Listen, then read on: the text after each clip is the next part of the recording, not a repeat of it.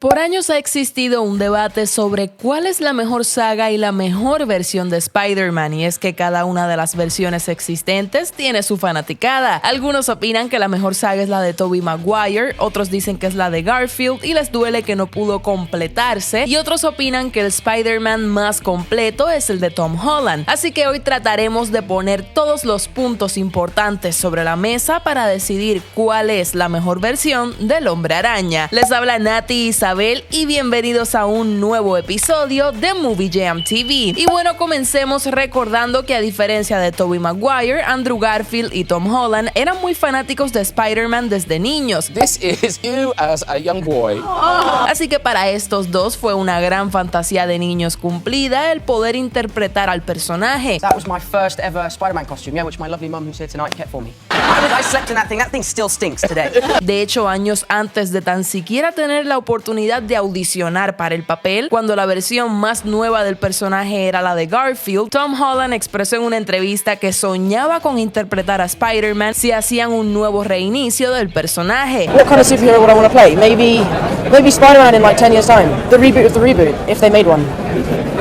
I don't know. Y por su parte, Garfield ha dejado saber en varias ocasiones su amor por el Hombre Araña desde que era pequeño. Everyone is Spider-Man. That's the point of the character, is that we all can feel like Spider-Man. Y es que el superhéroe incluso lo ayudó a superar grandes batallas que vivió cuando era un niño. Ever since I was 3, I wanted to be Spider-Man. So I get to live out that dream. I was bullied in my first school. Because of that, I needed Spider-Man. Hablemos de las habilidades físicas con el traje de cada una de las versiones. El Spider-Man de la saga dirigida por Sam Raimi merece mucho crédito porque fue la primera vez que pudimos ver en la pantalla grande una cinta live action del Hombre Araña columpiándose entre los edificios de Nueva York. Realmente son imágenes que se le quedaron grabadas en la mente a toda una generación que vio aquella cinta en el cine en el año 2002 cuando eran niños o adolescentes. Además, en esa primera trilogía se hizo un gran trabajo con la textura del traje de Spider-Man de Maguire mientras uno lo veía columpiándose, pues como espectador sientes que realmente puedes imaginar cómo se siente esa textura del traje si lo tocabas. Y claro que hay algunos efectos de esta saga que si los vemos hoy y los comparamos con películas actuales, pues se ven antiguos, pero eso no quita que hayan hecho un gran trabajo en ese sentido con Spider-Man para la época en la que salió. Sin embargo, me atrevo a decir que el Spider-Man más atlético de los tres es el de Andrew Garfield. Quizás por ser más delgado se siente más ligero al moverse con el traje. De hecho, no solo tiene un gran nivel de soltura al moverse con el traje, sino que incluso hace chistes mientras está completando misiones vestido como el Hombre Araña.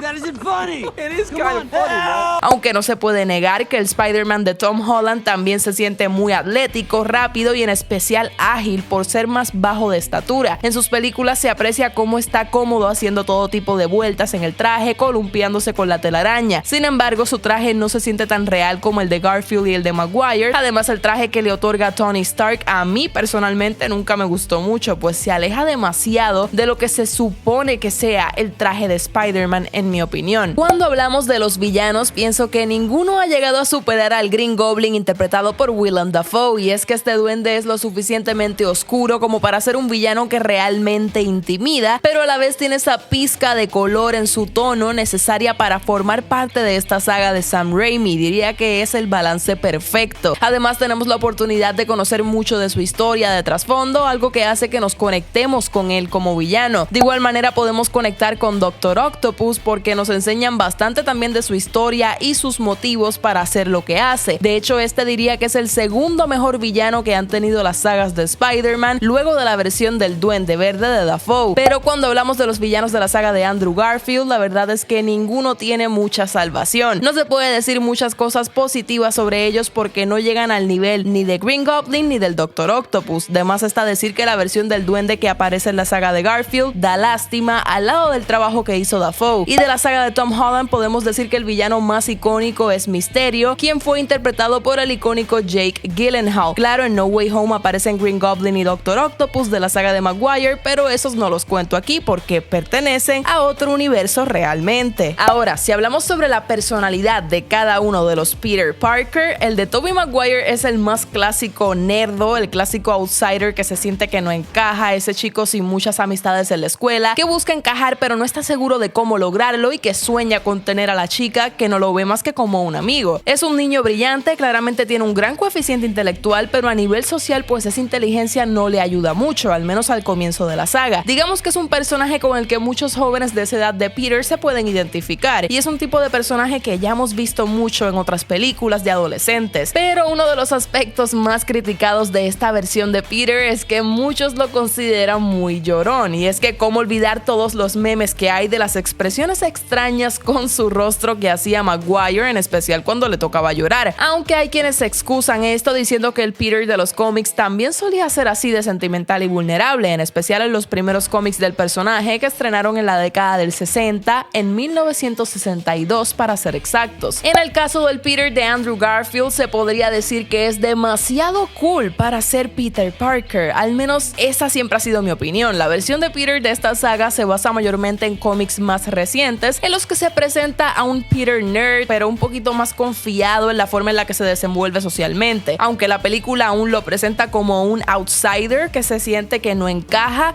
pero que tiene la valentía de, desde antes de convertirse en Spider-Man, enfrentar a Flash, el bully de la escuela, cuando estaba acosando a otro estudiante al comienzo de la película. Entonces el problema es que no es creíble para muchos pensar que esa versión del Peter de Garfield es un outsider como la de Maguire, pues es demasiado cool, como ya dije. Incluso físicamente se puede decir que el Peter de Garfield es mucho más atractivo que el de Maguire, por no decir que es el más atractivo de las tres sagas. Entonces para muchos este detalle también de su físico hace que no sea creíble pensar que este Peter es un nerd que no encaja en la escuela. Y por su parte el Peter de Tom Holland diría que es una mezcla entre el de Maguire y el de Garfield, es decir, este se desenvuelve tan incómodo socialmente como el de Maguire y tiene esa pizca de inocencia como el Peter de Maguire también, pero a la vez tiene ese lado atractivo físicamente que tiene el de Garfield y no llora tan constantemente como el Peter de Maguire. Además se podría decir que el Peter de Tom Holland es el más que verdaderamente se ve como un adolescente de high school, y es que de los tres actores, Holland es el que más cerca estaba de la edad que se supone que tuviera Peter en la primera cinta, teniendo el actor 20 años cuando la grabó. Esto hace que sea más creíble el hecho de que es un estudiante de secundaria. Hablemos ahora del interés romántico de Peter. En la trilogía de Tobey Maguire, la realidad es que, seamos honestos, la versión de Mary Jane interpretada por Kristen Dunst cae bastante mal, y es que en momentos se sentía como que tenían una relación tóxica en la que Mary Jane le reprochaba a Peter por cosas que realmente la hacían ver muy egoísta e incluso inmadura emocionalmente para estar en una relación. De hecho, en la primera cinta nos dejan saber que Mary Jane había sido abusada, al menos emocionalmente, durante su crianza, así que muy probablemente ella tenía que sanar varios traumas antes de estar lista para cualquier noviazgo. Y no podemos olvidar que también esta primera saga del Hombre Araña se hizo cuando aún las protagonistas de este tipo de películas no estaban tan envueltas en ayudar al superhéroe a resolver los problemas, sino que el interés romántico del superhéroe siempre era una chica que solo necesitaba ayuda y ser salvada, nunca aportaba algo realmente valioso a la solución de los problemas de las historias. A diferencia de, por ejemplo, Gwen Stacy, el interés romántico principal de la saga de Garfield, y es que Gwen era muy astuta e inteligente y sabía cómo ayudar a Spider-Man en medio de los enfrentamientos que tenía. No era alguien que solo necesitaba ser salvada, sino que también trataba de ayudar a Peter. Además se sentía como un noviazgo mucho menos tóxico que el de Peter y Mary Jane, pues Gwen no era tan egoísta e inmadura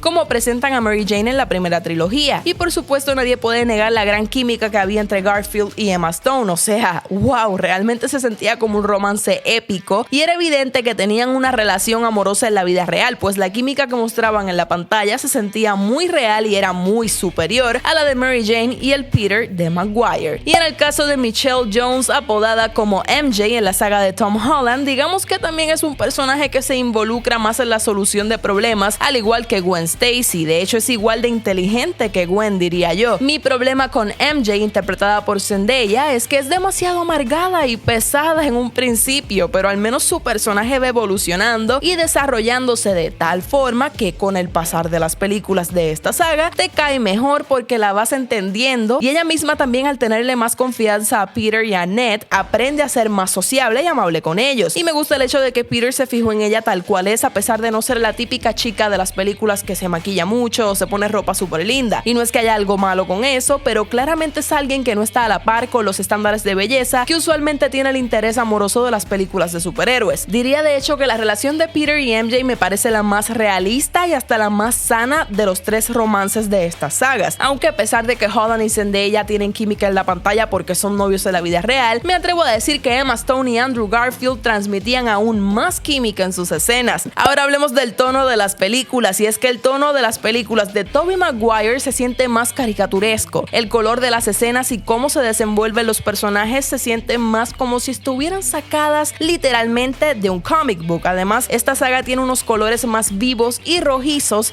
que las otras dos sagas, mientras que el tono de Garfield es el más oscuro de las tres sagas. Se siente más como un drama de televisión adolescente de ese momento. Incluso la musicalización de las escenas de high school me parece más oscura y como que transmite como esa angustia y esa melancolía que puedes sentirse cuando estás en la secundaria y sientes que no encajas. Una sensación que también transmiten ciertas series de adolescentes. Me recuerdan a dramas como Teen Wolf y Euphoria, por ejemplo. Sin embargo, el tono de la saga de Tom Holland, una vez más, me parece que es una mezcla entre ambas sagas. No es ni tan colorida y caricaturesca como la saga de Maguire, pero tampoco se siente tan oscura, tan sombría como la de Garfield. Diría que es un balance bastante real y parecido a lo que es estar en secundaria hoy en día. Incluso Flash, el bully de la saga de Holland, es más parecido a los bullies de hoy en día, que no necesariamente te acosan porque son más fuertes y grandes físicamente, sino porque tienen un mejor estatus social, sus papás tienen mucho dinero e incluso por creerse más inteligentes. Mientras que las versiones de Flash en la saga de Maguire y Garfield son más el típico bully que simplemente te acosa porque físicamente es más grande que tú. Pero hay que darle crédito también a la saga de Holland por haberse arriesgado a hacer algo distinto con Flash y quizás más apegado a la realidad de la secundaria hoy en día. Y bueno, personalmente encuentro que la saga de Tobey Maguire es la más completa a nivel general y la que más se apega a los cómics, aunque la saga de Holland ha tenido mucho espacio de desarrollo y no se puede decir que haya hecho un mal trabajo. Incluso es el Peter Parker al que uno le cree más que es un estudiante de secundaria, es el que más joven se ve. Sin embargo, para mi gusto personal, me parece que en otras áreas de su historia se aleja demasiado del clásico Peter Parker que me gusta ver. Y la saga de Garfield personalmente es una que me duele porque pienso que tenía un potencial enorme y no tuvo la oportunidad de completarse. Por primera vez veríamos completada en una saga de Spider-Man no solo la historia de Peter y Gwen, sino la de Peter conociendo a Mary Jane luego de la muerte de Gwen Stacy. Me parecía muy interesante poder ver la diferencia de ambas relaciones. A pesar de que la saga de Garfield es una versión más oscura del personaje, a mí personalmente ese misterio que nos estaban dando me intrigaba mucho y me hubiera gustado ver también completada la historia de los padres de Peter en esta saga. Pero bueno, esta es mi opinión y son mis observaciones sobre el debate de Spider-Man. Ahora me gustaría saber sus opiniones y análisis. Para ustedes, ¿cuál ha sido la mejor saga y la mejor versión del Hombre Araña? No olviden dejarnos saber en los comentarios, como siempre los estaremos leyendo,